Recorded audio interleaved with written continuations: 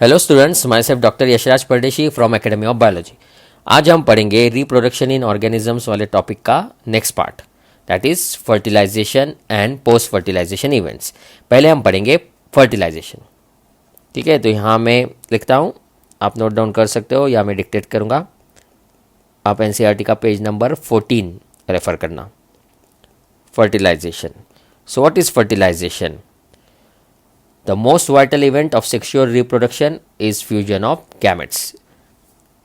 This process is called syngamy or fertilization and it results in the formation of a diploid zygote. तो fertilization से diploid zygote form होता है. So zygote is the first cell of life and zygote is a vital link that ensures continuity of species between organisms of one generation and the next. Every sexually reproducing organism, including human beings, begin life as a single cell that is called the zygote. अभी हम देखते हैं where does syngamy occurs. तो notes के मदद से हम पढ़ते हैं पॉइंट नंबर 1 में external fertilisation, point number 2 internal fertilisation.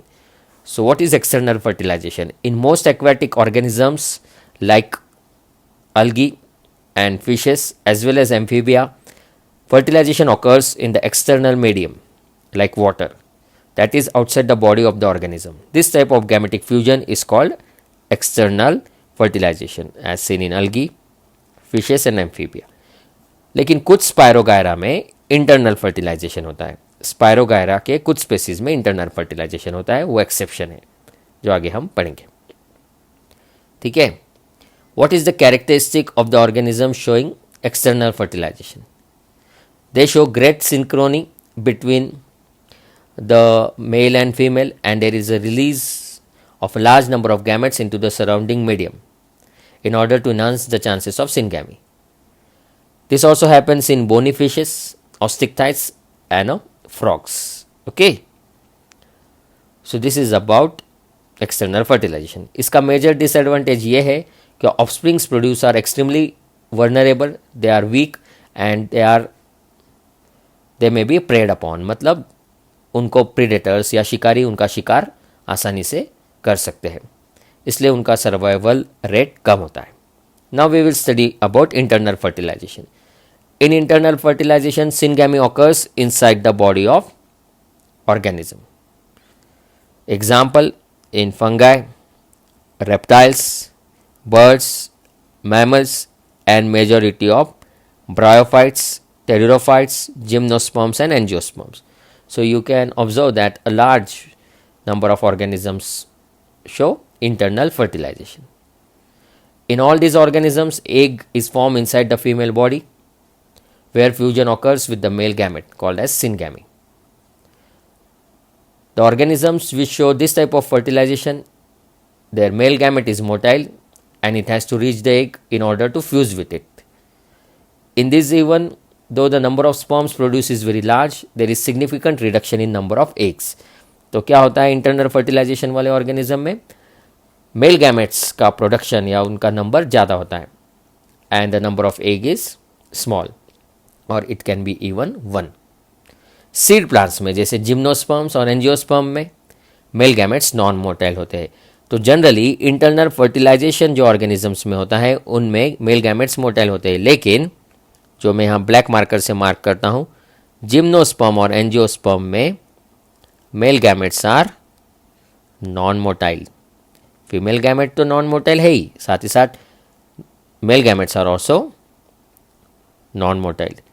सिर्फ साइकस में मेल गैमेट इज मोटाइल, बाकी जिम्नोस्पर्म्स और एंजियोस्पर्म्स में male gametes are non motile and they are carried by pollen tube. जैसा हमने लास्ट लेक्चर में देखा था, उस कंसेप्ट को कहते हैं सिफेनोगैमी. ठीक है. So this is about examples of internal fertilization. जैसा मैंने कहा था, स्पायरोगायरा की कुछ स्पेसीज इंटरनल फर्टिलाइजेशन शो करती है, मतलब in some spirogyra internal fertilization is observe. So this is about internal fertilization. अभी हम देखते हैं कुछ टर्म्स जैसे zoospores. Zoospores are form inside the zoosporangium. Zoospore is motile and a result of asexual reproduction. It may be haploid or diploid and it helps in dispersal. तो ये तो एक इम्पोर्टेंट पॉइंट्स में का दूसरा पॉइंट हमने आपसे डिस्कस किया जूस्पोर के बारे में, ठीक है। तो zoospore it's a different thing and zygote it's a different thing. Zygote is the product of fertilization. Now we will study about post fertilization event. ठीक है, तो मैं यहाँ हेडिंग लिखता हूँ पोस्ट फर्टिलाइजेशन इवेंट्स. तो इसमें पहले फर्टिलाइजेशन के बाद जो जायगोट बनता है उसका एम्ब्रियोजेनेसिस कैसा होता है वो हमें पढ़ना है, ठीक है. तो जायगोट का embryogenesis that is formation of embryo और उसके कुछ फीचर्स हमें डिस्कस करने हैं. पहले हम थोड़ा सा जायगोट के बारे में पढ़ लेते हैं. Formation of diploid zygote it is universal in all sexually reproducing organism. Okay, further development of the zygote depends on the type of life cycle. जैसे हमने 3 लाइफ साइकिल पढ़ी थी प्लांट किंगडम में, हैप्लॉन्टिक, डिप्लॉन्टिक और haplodiplontic. तो वहाँ से आप वो रेफ़र कर सकते हो क्या जायगोट कौन से लाइफ साइकिल में जायगोट में मियोसिस होता है, फिर जायगोट का आगे क्या बनता है. जैसा हमने देखा था जायगोट का बनता है स्पोरोफाइट, ठीक है. तो वैसे फीचर्स आप देख सकते हो in plants. In the organisms showing external fertilisation zygote is form in external medium, जो ऑलरेडी हम पढ़ चुके हैं. और जहाँ पर इंटरनल फर्टिलाइजेशन होता है जो ऑर्गेनिजम्स में, उनमें zygote is form inside the body of the organism. तो बेटा आप यहाँ पर देख सकते हो, पढ़ सकते हो क्या ये पूरा डिपेंड है बायोलॉजिकल क्लासिफिकेशन प्लांट किंगडम और एनिमल किंगडम में से. इसलिए हम इसको क्विकली रिवाइज कर रहे हैं क्योंकि वो सब हम ऑलरेडी पढ़ चुके हैं, ठीक है. तो जायगोट का बनता है एम्ब्रियो. एम्ब्रियोजेनेसिस के बारे में हम डिटेल में तो पढ़ेंगे during the topic reproduction in plants and during the topic human reproduction. अभी हम एम्ब्रियोजेनेसिस के 2 फीचर्स देखते हैं. जैसे जायगोट का जब एम्ब्रियो बनता है तो 2 टर्म्स आपको पता होना चाहिए. उन जायगोट में होता है सेल डिवीजन और सेल डिवीजन के साथ साथ सेल डिफरेंशिएशन, ठीक है. तो जायगोट का होता है सेल डिवीजन और सेल डिफरेंशिएशन. तो cell division it's by mitosis. Due to cell division there is increase in the number of cells in the developing embryo. और cell differentiation से the group of cells undergo certain modification और उससे बनते हैं tissues और organs, ठीक है. तो ह्यूमन में जायगोट का बाद बनता है मोरुला, फिर ब्लास्टूला और फिर गैस्ट्रूला. तो अभी के लिए सिर्फ आप ये वर्ड्स याद रखना, मोरुला, फिर ब्लास्टूला और फिर गैस्ट्रूला. तो ये एम्ब्रियोजेनेसिस के कुछ स्टेप्स है. वैसे एंजियोस्पर्म्स में अलग अलग शेप्स के एम्ब्रियो बनते हैं, वो हम पढ़ेंगे during reproduction in flowering plants. तो अभी हम सिर्फ देखेंगे कि व्हाट इज़ एम्ब्रियोजेनेसिस. तो formation of embryo is called as embryogenesis. Zygote से एम्ब्रियोजेनेसिस बनते वक्त या एम्ब्रियो बनते वक्त सेल डिवीजन और सेल डिफरेंशिएशन होता है. फिर अभी हम नेक्स्ट पॉइंट पढ़ते हैं that is oviparous and viviparous animals. So oviparous animals are egg-laying animals. They lay fertilized eggs or unfertilized eggs. Birds and reptiles they lay fertilized eggs and their fertilized eggs are covered by hard calcareous shell. तो जब हम evolution पढ़ेंगे तो हमें ये point helpful रहेगा. Birds और reptiles ये कैसे एग्स ले करते हैं, fertilize eggs having hard calcareous shell. ये एग्स हार्ड होते हैं इसलिए ये सन से या सनलाइट से they don't dry and their survival rate is high. Amphibia के जो एग होते हैं they are moist, so they are more prone, या उन्हें सनलाइट में दे आर इजीली डैमेज. लेकिन बर्ड्स और रेप्टाइल्स दे ले eggs covered by hard calcareous shell, so this is a adaptation. फिर अभी हम देखते हैं viviparous animal. In these animals, zygote develops into the young one inside the body of the mother. Embryo gets nourishment from mother.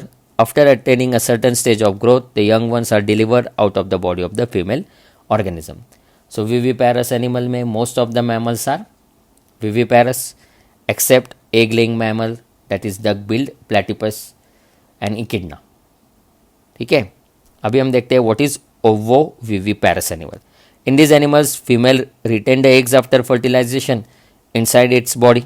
Development of embryo occurs in the body of the mother but no extra nourishment is provided to the embryo. तो ये point आपको याद रखना है। Ovoviviparous animals में no extra nourishment is provided to the embryo as placenta is absent. Viviparous animals, mammals, placental mammals और marsupial mammals में proper nourishment होता है, लेकिन ओवो विविपैरस एनिमल्स में no extra nourishment is provided to embryo as placenta is absent. Example shark and rattle snake. ठीक है, so this was about viviparous, oviparous and ovoviviparous animals. अभी हम पढ़ते हैं फ्लावरिंग प्लांट्स में zygote का form होता है। तो फ्लावरिंग प्लांट्स में zygote is form inside ovule. ठीक है, so in angiosperms that is flowering plants zygote is formed inside the ovule. फिर after fertilization ovule is converted into seed and ovary is converted into fruit. Fruit के wall को कहते हैं pericarp. तो fruit के अंदर होते हैं seeds. After dispersal seeds germinate under favourable condition to produce new plants. ठीक है, फिर एनसीईआरटी आपसे एक सवाल पूछता है, can you name a plant in which the sepals remain attach after fertilisation. तो उसका आंसर है हिबिस्कस या चाइना रोज। तो आप वहाँ पर लिख देना hibiscus that is China rose, page number 16 पर। ठीक है, सवाल है can you name a plant in which the sepals remain attach. तो उसका आंसर आपको लिखना है the plant is hibiscus that is China rose. फिर इस टॉपिक का समरी अच्छे से आपको पढ़ना है। समरी में एक इंपॉर्टेंट पॉइंट दिया है, the progenitor of the next generation is embryo. So what is the progenitor of next generation called as? It is called as embryo. ठीक है, तो ये हमने शॉर्ट में देखा। एम्ब्रियोजेनेसिस डिटेल में हम पढ़ेंगे during respective topic of reproduction in plants and human reproduction.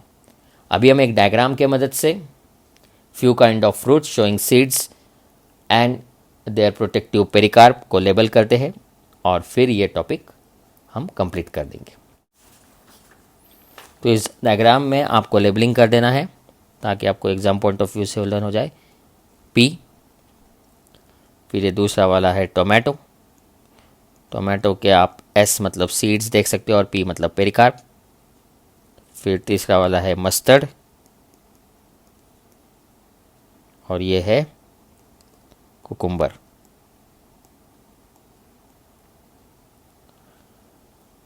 Mustard में पैराइटल प्लासेंटेशन होता है, ये आप नोट डाउन कर लेना। और कुकुम्बर में मॉडिफाइड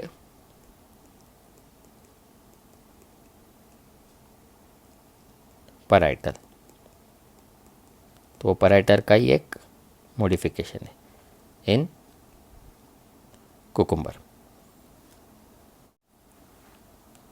अभी हम एक इंपॉर्टेंट टॉपिक कंप्लीट करेंगे that is parthenogenesis. So what is parthenogenesis? Development of an egg और ovum which is a haploid gamete into a complete individual without fertilization. So development of an organism without fertilization is known as parthenogenesis.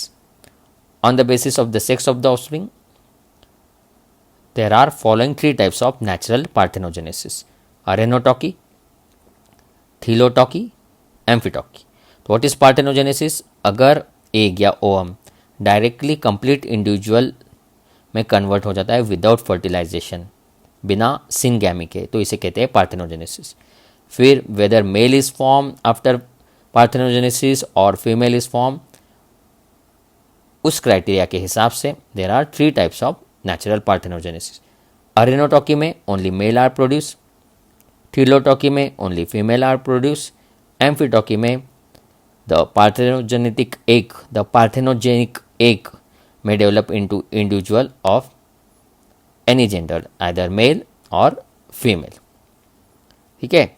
So arenotochy में in this only male are produced by parthenogenesis. It occurs in rotifers, bees like honey bees, drones, जैसा last lecture में हमने पढ़ा था. आप note down कर सकते हो आपके नोटबुक में. फिर insect like wasp, tick, mites, certain spiders and birds like turkey. In Thelotoky, only females are produced by parthenogenesis. It occurs in Lacerta. Lacerta is a lizard. And in Amphitoky, parthenogenic egg may develop either into male or female depending upon the hormonal levels. It occurs in Apis. It's a aphid. तो ये parthenogenesis का concept बहुत important है NEET point of view से. इस पे सवाल बहुत बार आते हैं. तो ये था अबाउट रिप्रोडक्शन इन ऑर्गेनिजम्स. ये बहुत ही सिंपल टॉपिक है. जैसा मैंने आपको कहा, अगर आपको कुछ भी इसमें डिफ़िकल्टी आती है तो आप biological classification, plant kingdom, animal kingdom, morphology of flowering plants को रेफ़र कर सकते हो. साथ ही साथ आपको इसका समरी अच्छे से पढ़ना है. Thank you.